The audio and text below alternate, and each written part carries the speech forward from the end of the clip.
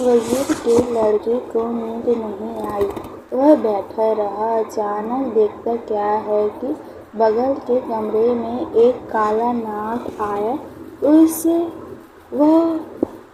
ये उसी का घर था। अपने घर में उन अजनबी आदमियों को देखकर वह गुस्सा से आग बबूला हो गया। वह बड़े जोर की फुंकार मारकर राजकुमार की ओर बढ़ा। राजकुमार तो बेखबर सो रहा था। वज़ीर के लड़के ने ज्ञान से तलवार निकाल कर सांप पर वार किया और उसके 2 टुकड़े कर डाले। फिर तलवार से उसे एक कोने में पटक दिया।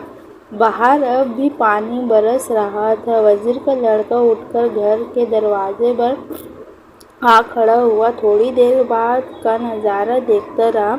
सोचने लगा कि बैठे बिठाए राजकुमार ने ये क्या मुसीबत मोल ले ली। अच्छा होगा कि अब ही उसका मन बदल जाए और हम वापस लौट जाए। पर वह राजकुमार को जानता था।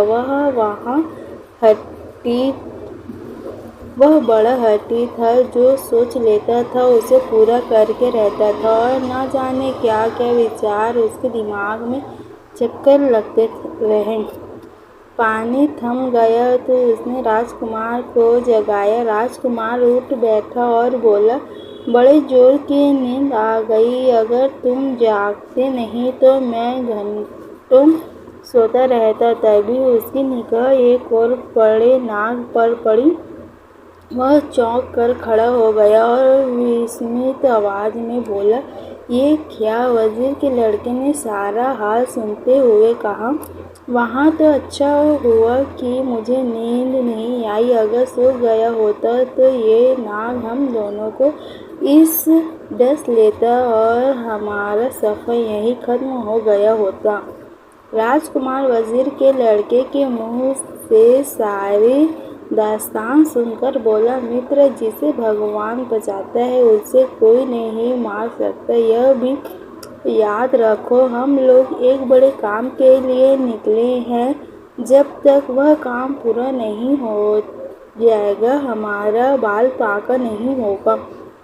वज़ीर के लड़के ने इसका कोई जवाब नहीं दिया। दोनों ने सामान संभाला, घोड़ों पर जीन कसी और आगे बढ़ चले। चलते चलते एक तालाब आया। सूरज सिर पा आ गया था। आसमान एकदम साफ हो गया था। वहाँ वे रुक गए, भोजन किया, थोड़ी देर विश्राम किया, फिर आगे चल दिए। आगे एक बड़ा घना जंगल था।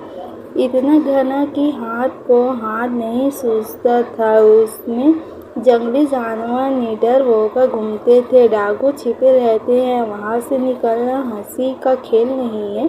जब उन्हें यह जानकारी मिली तो वज़ीर के लड़के का दिल दहल उठा। उसने राजकुमार की तरफ देखा, पर राजकुमार तो जान हथेली पर लेकर निकला था। उसने कहा, अगर हम इन छोटी छोटी बातों से घबरा जाएंगे तो कैसे काम चलेगा। दोनों उस जंगल में घुस गए। जैसे बताया था उन्होंने वैसा जंगल पाया। अंधियारी रात का सा अंधकार फैलता था। आगे आगे राजकुमार, पीछे वज़ीर का लड़का। जानवरों की नाना प्रकार की आवाज़ें आ रही थीं। पक्षी कलरव कर रहे थे। वे लोग बड़ी सावधानी से आगे बढ़ रहे थे। अचानक उन्हें 2 चमत्कारी आंखें दिखाई दी। राजकुमार ने अपने घोड़े को रोक लिया।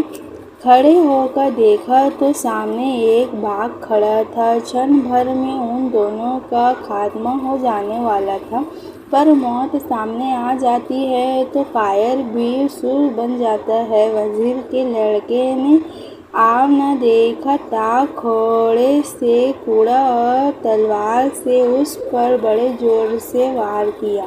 राजकुमार ने भी भाले से उस पर हमला किया। बाघ वहीं ढेर हो गया। अब तो दोनों ओर भी चौकन्ने हो गए थे। बहुत से जानवर उनके पास से गुजरते पर वे उतने खूंखार नहीं थे।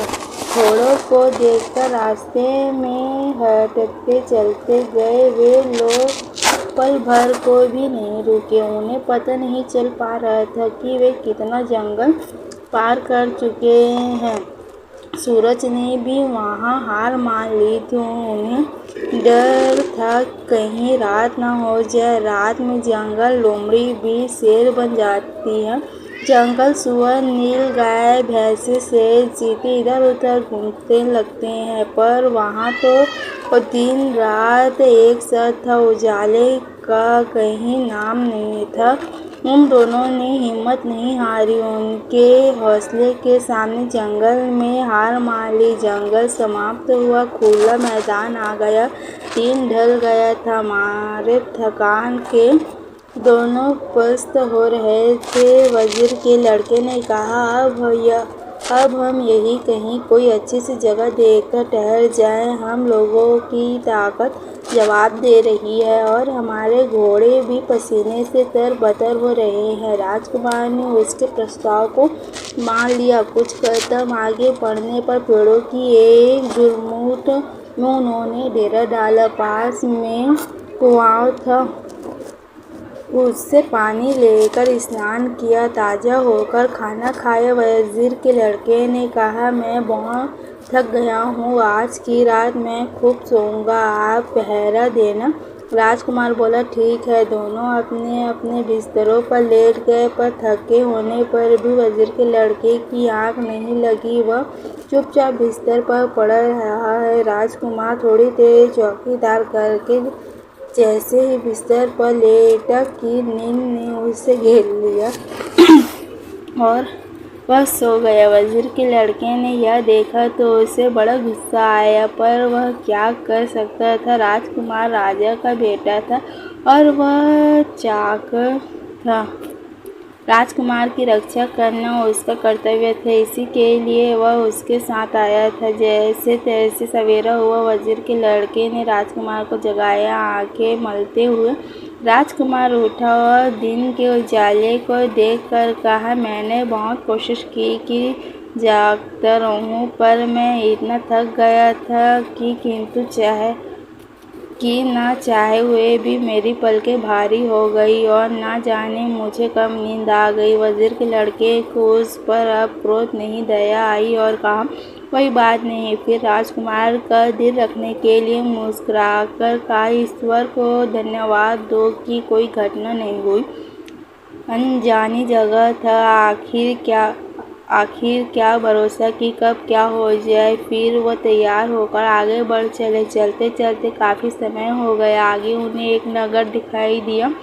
उसे देखकर वजीर के लड़के का माथा ठनका। राजकुमार तो भूल गया था, पर उसे याद था परियों की राजकुमारी ने। फिर रास्ते में एक जादू की नगरी पड़ेगी। हो ना हो यह वही नगरी है। उसने राजकुमार से कहा, हम इस नगरी के किनारे के रास्ते से निकल चले, बस्ती में ना जाएं। राजकुमार ने तुनक कर कहा, इतने दिनों से हम जंगलों और मैदानों में घुस रहे हैं। जैसे तैसे तो एक नगर आया है और तुम कहते हो इससे बचकर निकल चलो। नहीं, यह नहीं होगा। राजकुमार की इच्छा के आगे वजीर का लड़का झुक गया और दोनों ने नगर में प्रवेश किया। नगरी की बनावट और सजावट को देखकर मुक्त हो गया। बोला, वह ऐसी नगरी को देखने के आनंद से तुम वंचित होना चाहते थे। ऐसे घर, ऐसे महल, ऐसा बाग बगीचे कहाँ देखने को मिलते हैं। अपने अपने घोड़ों पर सवार दोनों नगर के भीतर बढ़ते गए। अकस्मात भांति भांति के फूलों और लता से सजे एक बगीचे को देखकर राजकुमार अपने घोड़े पर से उतर पड़ा और बगीचे की शोभा निहारने लगा। तभी सामने के घर से एक बुढ़िया दौड़ती आई। राजकुमार से लिपट कर फुट फुट कर रोने लगी। बुढ़िया का रोना रुका तो वह बोली, मेरे बेटे तुम कहाँ चले गए थे। राजकुमार भौचक्का सा रह गया। यह मज़ारा क्या है। उसने बुढ़िया को अपने बाहों से अपने को छुड़ाने की कोशिश की, पर बुढ़िया ने उसे इतना जकड़ रखा था कि वह अपने को छुड़ा नहीं पाया। बुढ़िया फिर बिलखने लगी। राजकुमार को उस पर दया आ गई। बोली, तुम चाहती क्या हो? सिसकते हुए बुढ़िया ने कहा, थोड़ी सी देर को मेरे घर के भीतर चलो। इतना कहकर उसने राजकुमार का हाथ पकड़ लिया। अपना पीछा छुड़ाने के लिए राजकुमार उसके घर जाने को तैयार हो गया। वजीर के बेटे ने माना किया, पर वह नहीं माना। उसने वजीर के लड़के से कहा, तुम यहीं रहो, मैं अभी आता हूँ। इतना कहकर वह बुढ़िया के साथ चल दिया। सामने के घर का दरवाज़ा खुला था। जो ही वे अंदर घुसे कि दरवाज़ा बंद हो गया। वज़ीर के लड़के ने दरवाज़े पर जाकर उसे खटखटाया, पर कोई नहीं बोला। उसने मन ही मन कहा, यह एक नई मुसीबत सिर पर आ गई, पर अब हो क्या सकता था। उसने बार बार दरवाज़ा खटखटाया और राजकुमार को पुकारा, लेकिन कोई नहीं बोला। हार कर वह अपनी जगह पर बैठ गया और राजकुमार के आने की प्रतीक्षा करने लगा। घंटे बीत गए, न दरवाज़ा खुला न राजकुमार आया। घर के भीतर जो हुआ वज़ीर का लड़का उसकी कल्पना भी नहीं कर सकता था।